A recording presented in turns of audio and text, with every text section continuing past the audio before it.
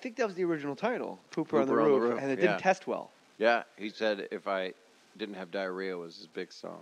If I didn't, how does it go? Yabba dabba dabba dabba. No, that's not the word. Yeah, You're being yeah. modest. All day long, and that's, that kind of stuff. And then they No, I tested just it. lost 4 of your listeners by doing that sound. It's not true. They're not going anywhere. Please talk about Drowsy Chaperone. First Okay. musical. How could you be so old and not have seen a musical Because before? I'm like a jock from New Jersey, like, hey, I ain't going to no theater. Da, da, da, da, da. Right. And my wife, that's how we talk. Da, da, da, da, da, da. That's New Jersey. Yabba dabba dabba dabba. Exactly. See, I Right. read for that. I read It's for... all Augie Doggy. I Augie- read for the lead in Augie Doggy musical. I read for the son. Who's he? Okay, Pop. Yeah. Well, That's my boy. Sylvester was I love you, Dad. I love you too, son. Now, that's my boy. Mel Blanc, by the way. That's different. One of the than greatest Augie actors Doggy. that ever lived. Amazing voiceover genius. Amazing. My wife Well, takes me to see The Drowsy Chaperone. Right. One of the most interesting things you could ever watch. It's a beautiful, perfect musical. It's fascinating, and for like you see your Bob Martin, the guy that wrote it? yeah, He's for a friend of it mine. to be your Brilliant. gateway into all musicals, it kind of ruins the musical because musicals look pretty foolish after that. Because as my first musical, you go in, there's a guy in a cardigan, he's got a juice box, he's this sweet little nerdy guy. He talks to the audience. I know And you I know got to this. play that part, which is Right. cool as It's shit. the best, coolest Best part. part ever. And he tells the audience something to the effect of, there was this musical when I was a kid called The Drowsy Chaperone. I would like to play it for you. He puts it on the record player. On an LP. And as it begins to play, the play happens on stage in his home. People come out of the walls, the Murphy bed comes down, the actors of the stars from a 1928 fictional musical are there. The Drowsy Chaperone. It's beautiful, and it's sad. He's an agoraphobic, and you're not sure about his sexual ambiguity. Yeah. And then he takes a giant dump on the stage, Stop. and Captain Pike comes out and slides into the orchestra pit. The only way you can save that is with Captain Pike, and you knew it. You're fucking smarter than people think. Question. Yes, That's sir. really nice, because I'm surfacey and have no depth. But what I was going to say was, you saw Matt and Trey's Book of Mormon. Did you see that? I didn't see it. That is, They go say it's the get best on thing a in the world. plane and go and take your wife, because it is. You like Drowsy. I'm just saying, this Book of Mormon is one of the best things I've ever seen. They take everything that you hold sacred, which is nothing sacred.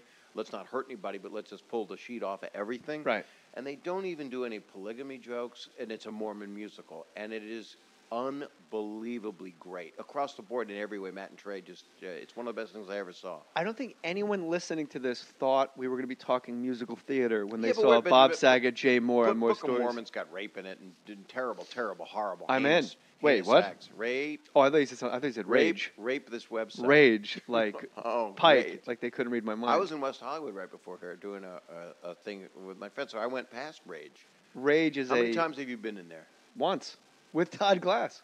That true? Yes, it is. So that's about 15 years before he Came out of the closet like a Murphy bed in The Drowsy Chaperone. And he is damn funny. He is funny. Yeah. How many We- times did you blow him? Whoops. What? Sorry. Rage. Just the one good time. He was Bad my rage. mailman. That is so cool. Did you lick stamps? Was it first class? It tasted like stamps and pennies. When you That absolutely was the combo. positively Have you sex ever with a man have you overnight? ever blown a guy? That is an easy answer. Have you ever I'm touched thinking. wings as a child? Never done That a seems- gay act. Really? Not my act. No, I have never. Why am I answering? Because I asked you. The right answer is I won't dignify that. That means you've done it. Have you no decency? I have never cupped a man's testicles that I remember. What about when you were on Bosom Buddies? I was the warm-up guy for Bosom Buddies. I You did did the audience warm-up. warm-up? I did the audience warm-up, and they put it on me They put me on it one time for a producer named Chris Thompson, who You went produced on to Action, do Your a little Great Show. called Action. That was a yeah. great show. When you were And doing, I Bo- was a go ahead. guest star on Bosom Buddies once. I played Tom Hanks, named me Bob the Comic, and I sang New York, New Oh, York. it's Bob the comic. Hey, He's it's coming by, and exactly. everything will be great and fine, and we'll dress like women, and it'll be great. You do almost a Tom That's Hanks, Catherine Hepburn. Yeah, I realized it as I was doing it The that it's strawberries I with realized- Forrest Gump. As I realized I That's was my doing boat. it, I realized it sucked as it was happening, and you caught it. You You fucking... can butterfly 'em, you can saute 'em. That's Bubba Gubba Shrimp. You're doing the black guy from Forrest Gump doing No, Tom Hanks as Catherine. I'm Yes, doing Catherine Hepburn Shrimp. trying to do lines from Forrest Gump. Oh, just the movie in general. I don't throw out a racial epitaph. Epitaph? Do you have any I alcohol? asked you Do you about drink at all? Bosom Buddies. No, Asked. haven't drank in a while. You haven't had no booze. None. You haven't had no booze? About a decade. I ain't got no booze in What me. do man. you like other stuff? Do you like Nah. smokage? Cigars? Did you ever do that? Coffee. You smoke coffee? I said that like it was like fucking. You did a Chris Walken. That was so coffee. quick. I actually fucking missed it. It hit the catcher's mitt, and I looked back and It was realized the best thing I did on this whole thing. The rest was a wash. I've been fighting for The I've whole been struggling. I've been podcast. dog paddling in your butthole, and just thinking about you on the roof, just dropping little elves out of your butt. the whole podcast. Have you ever shot a gingerbread cookie whole? Just The had whole it come out podcast is whole? going to be welcome Bob Saget, and you're just going to say you smoke coffee. Thanks for joining us. Fine. I will thank you. I'll buy you. When something. you hold on, when I you like were some doing fucking furniture for the Shush. garage. when you were doing it's why Can would I you want back- furniture in a Can garage? I back my car in here and turn the gas on? Yes, yes. It's a hybrid. It's going to take a while. When you were doing, I would drive a hybrid if they didn't have to put fucking hybrid all over the doors. So I got to be like, look Mine at me. doesn't say hybrid on it. I will bet you $1. No, it says hi. It's Bob. I have my name on the car. Yeah. Yeah, it's Like like those I'm electric ones say F-cell across the door. Look at me, I'm helping out. I'm doing my part. My car says F-cell on the door. Sounds to me like you should do an ecological Broadway show. It sounds Here's my right. car. I plug it in. Well, I don't do that. It's not those kinds. It's a fake hybrid. It's a Still fake- gets 9 miles to the gallon, but the engine It's a doesn't Mias. run when you start it. Yeah. It's one of those. It's a Flintstone car My feet are out, and I get ribs that I drink with my beer. with your Pork nephew, loin. Adam, who is now 41 with a beautifully reconstructed face. Oh, this is But he's bad. missing ribs like Cher. No, he is a handsome guy, and he might do it. We might have to. I don't want to say anything negative. I mean, Don't he's a say woman. anything else about him then. We're just moving on. Look at you not editing. Bob, I You're want to very- ask you, when you were doing Bosom Buddies audience warm-up, did Yeah. you know that Tom Hanks was a megastar and that Peter Scolari was going to be in Also Ran? You know, I just watched him in Girls the other night on HBO, Peter Scolari, and he was really good. Okay, but 30 years between gigs isn't Hey. really a ringing endorsement of a guy. Hey, none of us- Don't say that. He was in Girls. Remember Bosom Buddies in 1980? Well, it's 2012. I saw him in Girls. I'm what you call a nice person. I know you You haven't are a met nice person. many, but I'm saying show business is tough. There's people around here Explain within show miles business. of here. Explain show business to me. People within miles of here are the biggest stars in the world, and then people that are trying and fighting to get a third callback on a pilot that doesn't even get picked up. How many callbacks did you have to get on Greatest American Hero? That is fascinating because I actually went in and auditioned, and I got it. And I was, I think it was. What's the fascinating part? I never get What the things from. fuck? I never get things from an audition. Oh, okay. I All just right. get 'em You from- left that part. You're like, that was fascinating. I I usually- auditioned and then I got it. We're And like, for and me, we're it all was just sitting amazing. around going, okay, that's I mean, kind of how it works, right? Do you like going in and getting? I love auditioning. You. I do. You serious? It favors me. If you're You willing, went in and you went in and Clint Eastwood. You went in and read I auditioned. material. Absolutely. And he wasn't there. You meet him on set. Right. He looks at tapes. I think if you're willing to go in and audition, Which I am. and you approach it like you're shooting the scene that day, like you don't hold the sides, you don't do anything. Like if they put lights up and they shoot the scene during that audition, you're ready to go. Right. I think So you are off book when you go in. how and could you meet- not be? Are you trying to get a fucking part? Or are you the guy walking around like, man, I'm kind of into it, so I'm just gonna hold the shit in my hand because it's not worth it to me to memorize it. I said this You're looking at 5,000 people, so I didn't think Well, I I should. want to get in the Captain Pike Wayback Machine right now. You could have been him. I You could have been a could've- child Pike. I could have been. So you auditioned for Greatest Chekhov. American Hero. Yeah, and it was Dungeons and Dragons, which is kind of like Games of Thrones with I know no it's- yeah. budget and William Catt and Connie Sellecca. 16-sided die. Yeah, and I had That was the name of the episode, Dungeons and Dragons. the Octocock. Yeah, it was 8 penises. You know, Octocock dated Octopussy, who was in that James Bond movie, And they begat fucked the Octom- hell out of each other because they had 16. I didn't know between they the had two so of much them. hell in them. 8 and 8. And then you had, and they begat Octomom, correct? Octomom is one of my favorite people. Why is that? Why? Because she's always there for everyone. she's got access.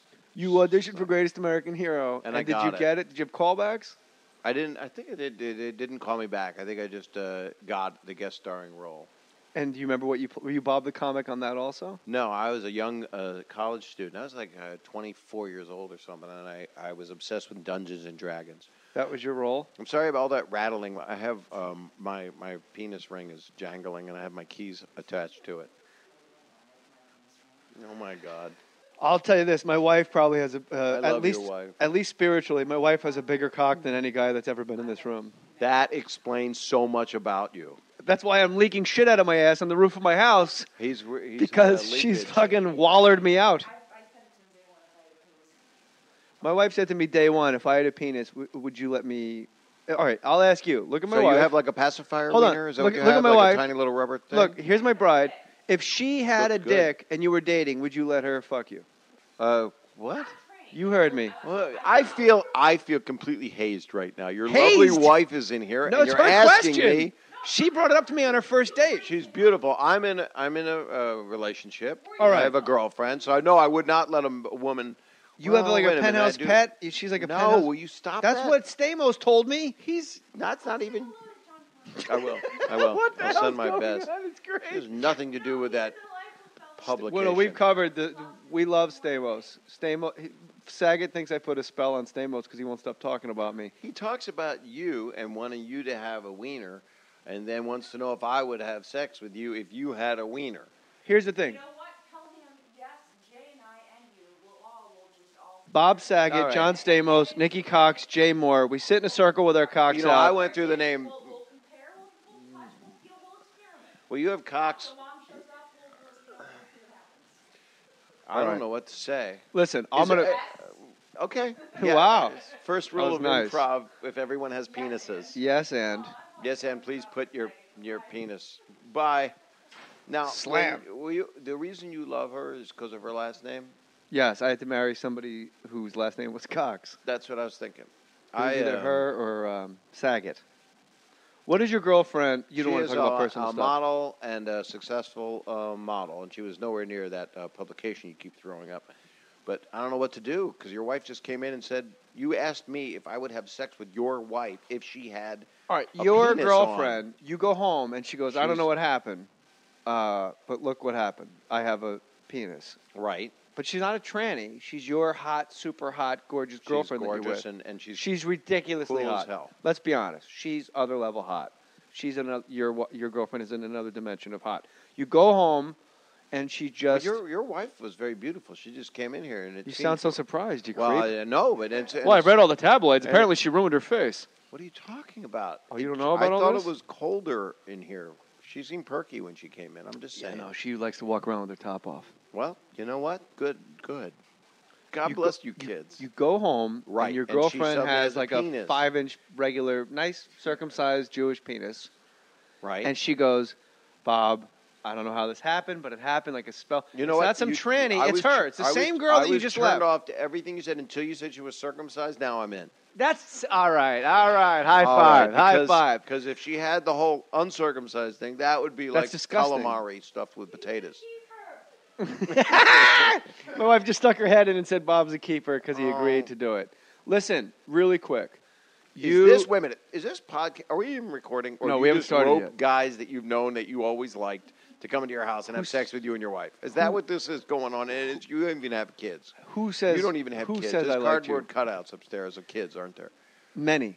This is just like, and you put your face behind them and take pictures. Yes. Like Flat Do you guys Stanley. own a Polaroid camera? Answer yes or no. Don't even Yes. think. Wow. He was in 200 Cigarettes with me before he was the funny guy. Paul Rudd? No, but I was just Did you say asking. Paul Rudd? No, I said Polaroid camera. I thought you said, do you guys know Paul Rudd? No. Answer quickly. No. But I like Paul Rudd very, very much. And 2 and 6 How- cigarettes is how many you would smoke after you had sex with a woman with a penis.